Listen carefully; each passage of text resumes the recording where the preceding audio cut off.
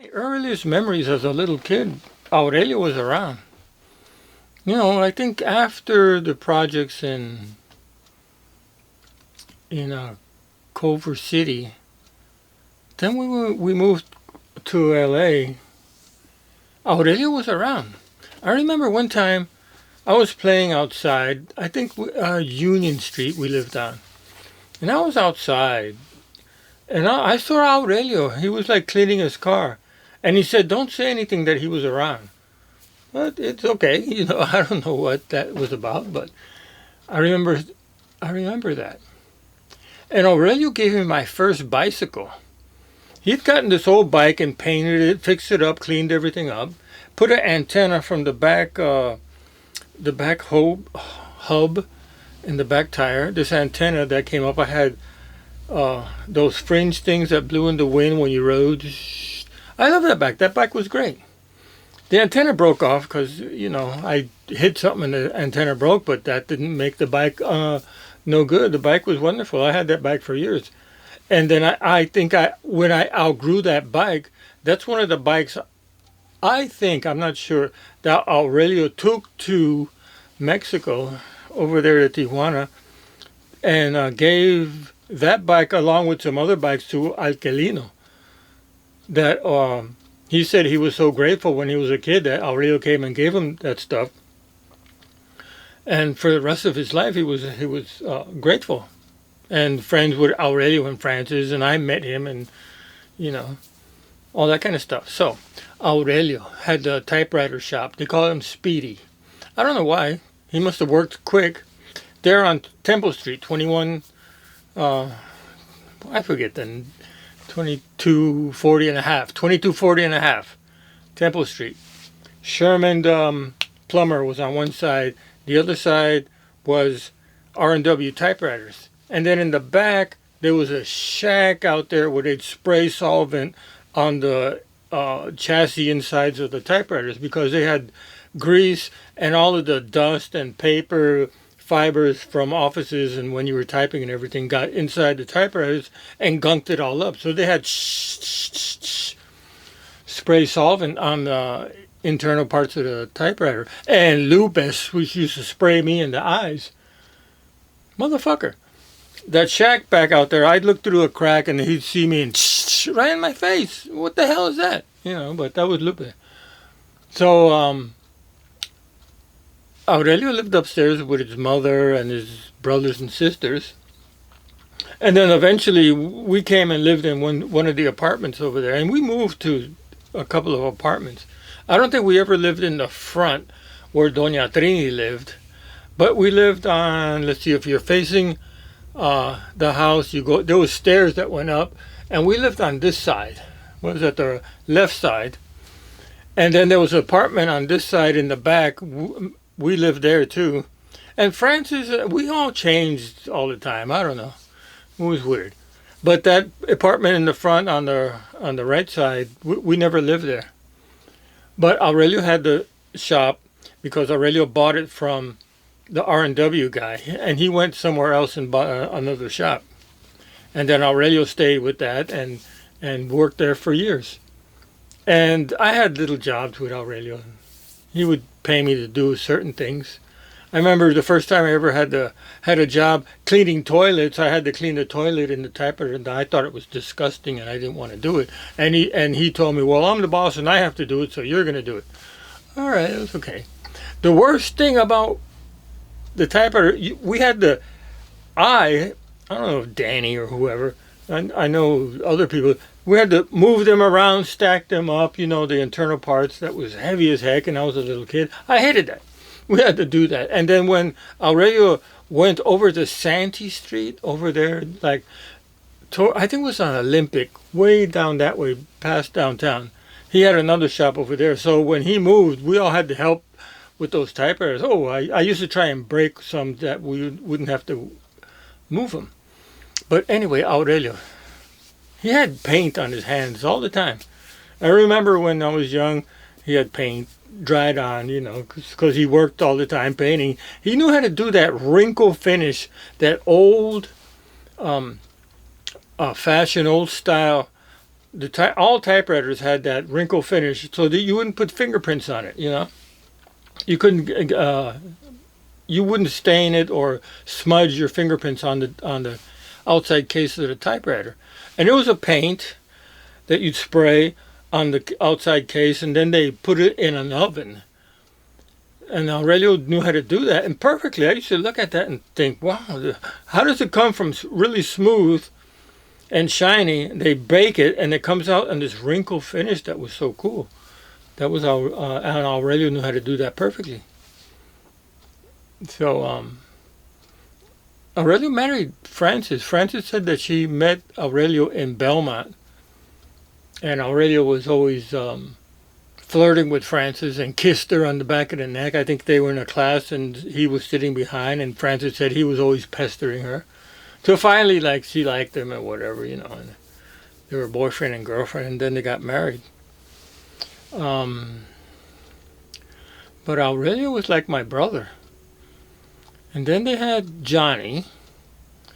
And Johnny was, me and Johnny were, I used to play with Johnny all the time. Johnny doesn't remember any of it when he was a little kid. I do.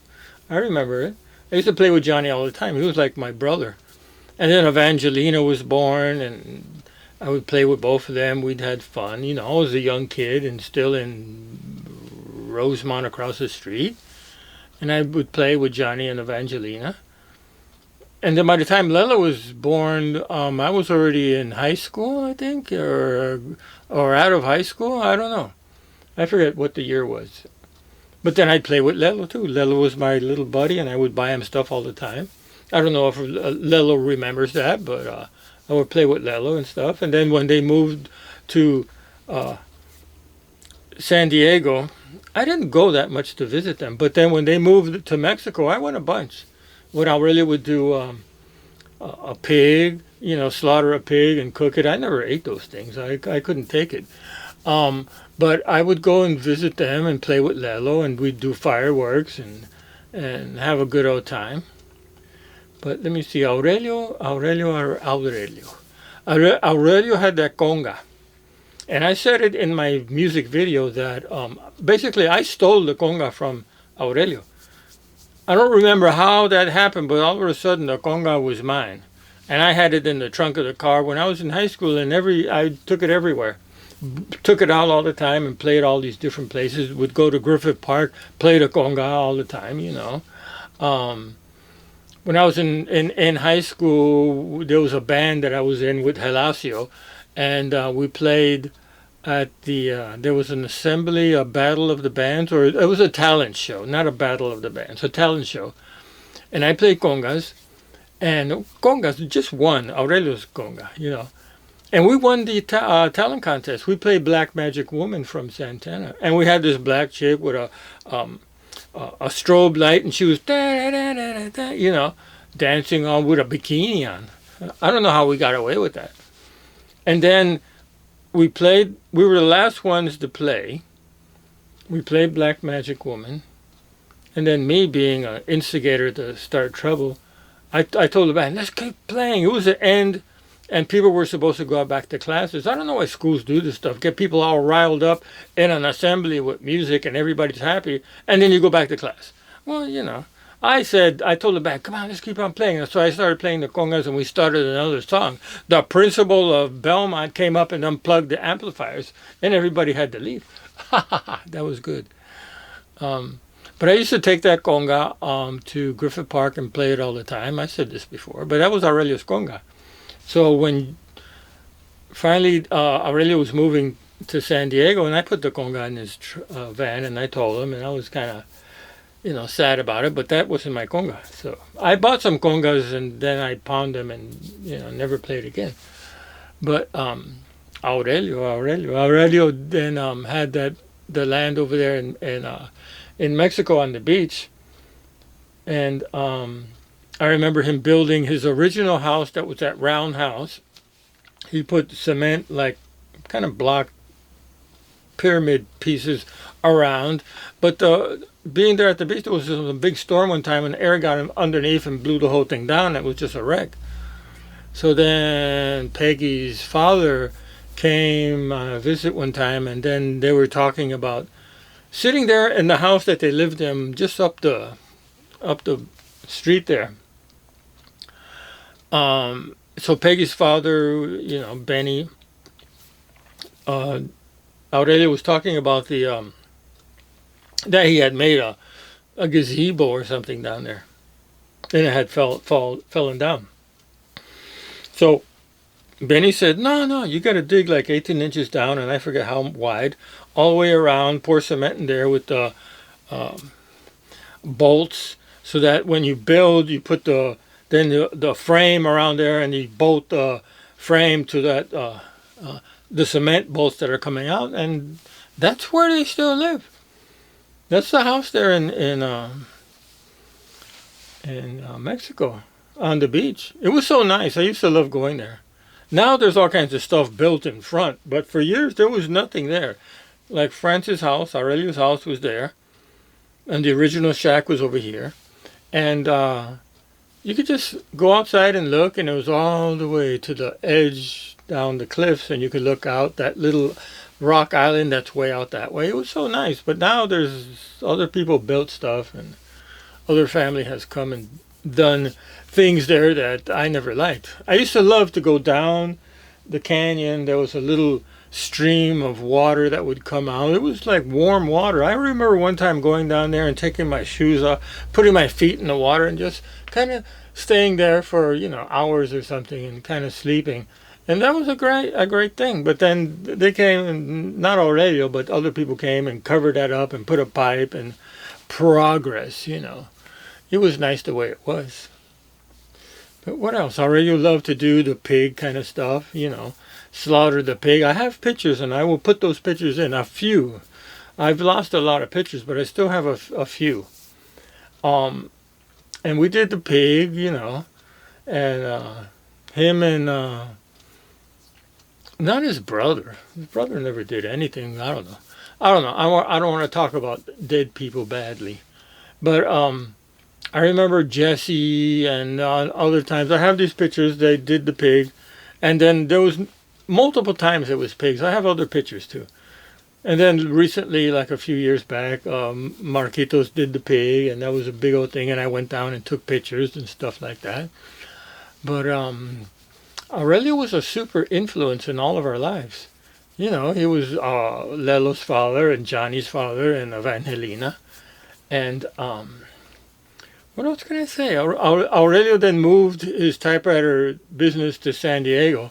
But computers were coming out, so typewriters went down, down, down, down, till finally he didn't have a business anymore because nobody used typewriters.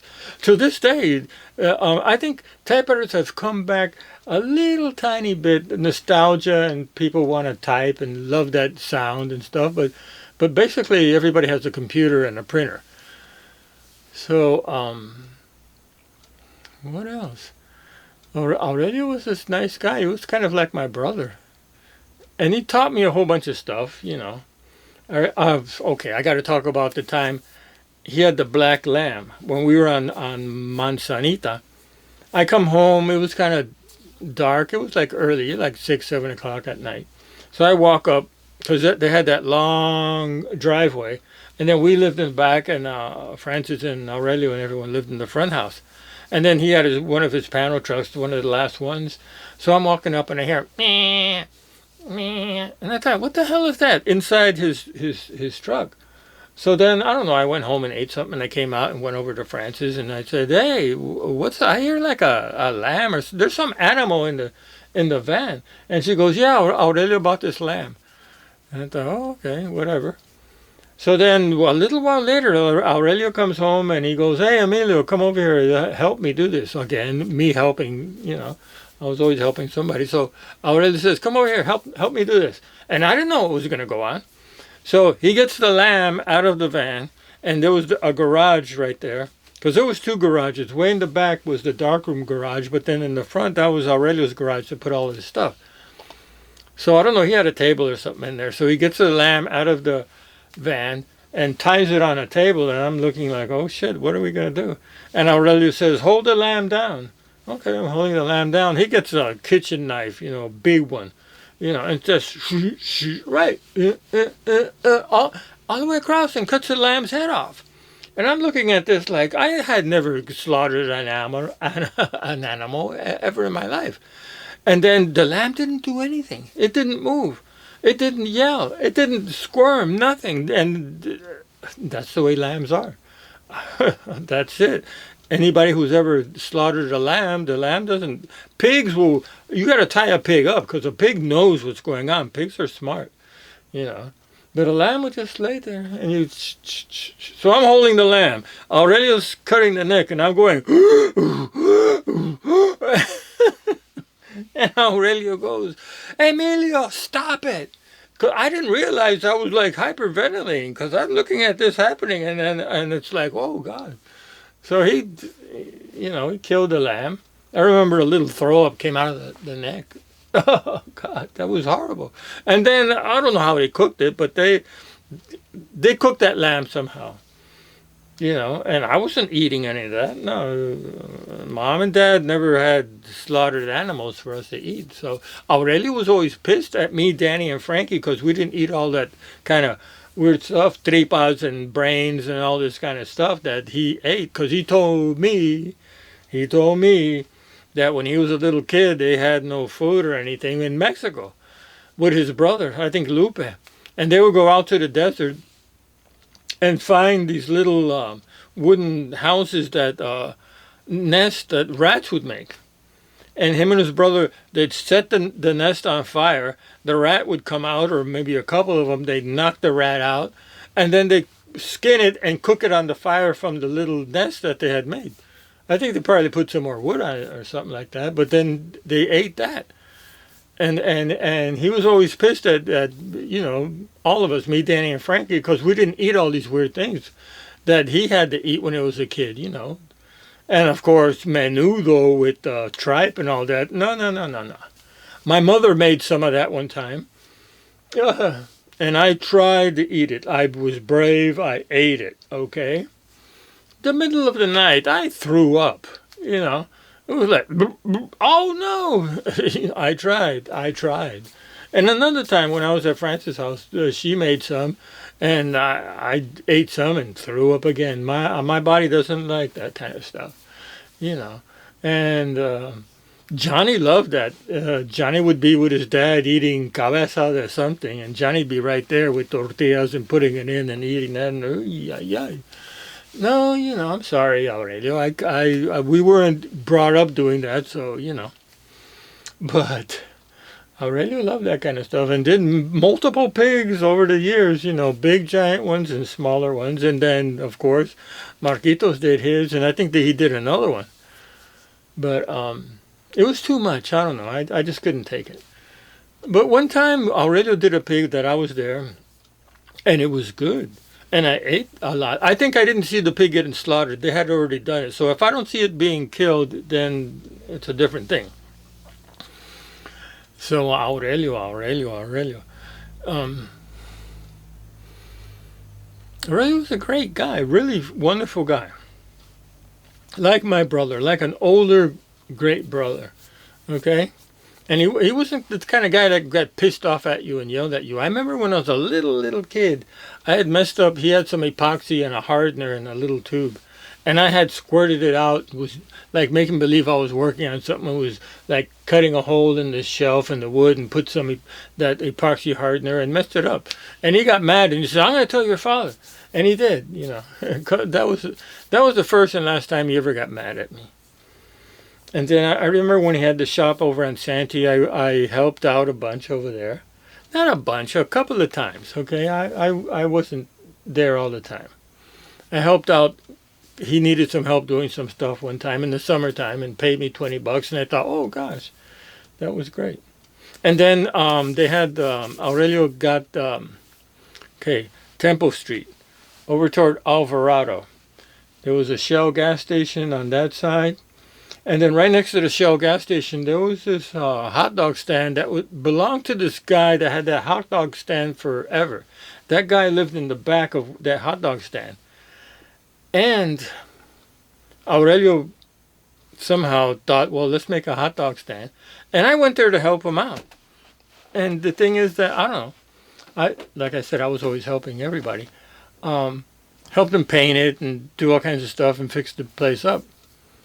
And then all of a sudden, it was supposed to be Emilio's hot dog stand, a hamburger hot dog stand, and I was supposed to be working there. And it was like, oh shit, okay. I don't know. It was summertime, and I was a stupid kid. I worked there a bunch in the summer, and I got sick. I got sick of eating those hamburgers. And there was some little black kids in that neighborhood, because that was like the little black area. Once you passed Alvarado on Temple going that way, just for a few blocks, it was the little black ghetto there. So there was these black kids that would come stealing sodas, because we had the soda machines outside, and I would push them in the nighttime. So I caught those kids once, but then when I had left, I was fed up with that. Those kids told Aurelio that they had stolen like 100 sodas from there when I was there. One time I was getting the money. I had the money in a bag and I was locking up, and those kids went in, pushed the door, and locked me in there, and the money bag was outside. So I didn't want to do that, and they were pissed at me. Aurelio and Francis were pissed at me for about a year, but they got over it. Okay, what else? Then I went down. I would go and visit Francis and Aurelio all the time down there, and okay, they moved to San Diego, and then they had the original shack there. And I went a couple of times with friends. I went into Francis, and she called up Aurelio and asked if it was okay, and Aurelio said sure. And we went partying there a few times. And then once they moved really in, they moved into the house above, like just on that street above, closer to the main road. And they lived there for a number of years. And I went a bunch of times. And then eventually they built their house where they live now. And I went there a bunch of times. Me and Gloria's brother went one time, and me and Bobby went a whole bunch of times. And Bobby went by himself and was a big wreck of a mess, drunken ass over there. But okay, one time I went with Bobby. Got drunk as hell at that. There was a bar, that round bar that I think now is a church, but it was like toward Rosarito more. And of course, you guys that live down there know what I'm talking about. And it's still there. It's a round structure. That was a bar, restaurant at first, and now it's a church. So I went down there with Bobby. And then Bobby said, oh, let's go over here. And we went there and had a bunch of margaritas. I got drunk as hell. I hadn't eaten right. Got drunk as hell and sick, okay? We went back to Francis' house. I was all messed up, drunk. And I wanted to go down to the beach because there was like stairs that went down. You walked through the end of the canyon and walk out to the water. So I put my trunks on and took my shoes and everything and started walking out there. I was so drunk I couldn't find the stairs to go down. And finally I just laid down in the ground. Ants bit me. I forget which arm. And I laid in an ant pile. Then Aurelio came home, and they told me, hey, Emilio's over there laying in the ground all drunk like hell. So Aurelio got me and put me in the little house, the original shack there. And then I was laying there for a while, and then he took me over to where they were living and put me to bed and stuff because I was drunk as hell. But I was hanging out with Bobby, You shouldn't be drinking with Bobby because Bobby didn't have any tolerance, I mean, he could drink you under the table and keep on going. And so Aurelio helped me there. Aurelio was always nice and stuff. I remember one time had been selling jabon and other things, toothpaste and jabon, those big Ariel, I don't know, I think they were doing that at the swap meet or the flea market. And then they had a bunch left over and they gave it to me and I sold it in L.A. But I don't know what else to say about Aurelio. Aurelio was a real good guy. And for all of you like Lelo and Johnny and Evangelina and all that, I love your father so much. He was like my older brother. All right, that's it.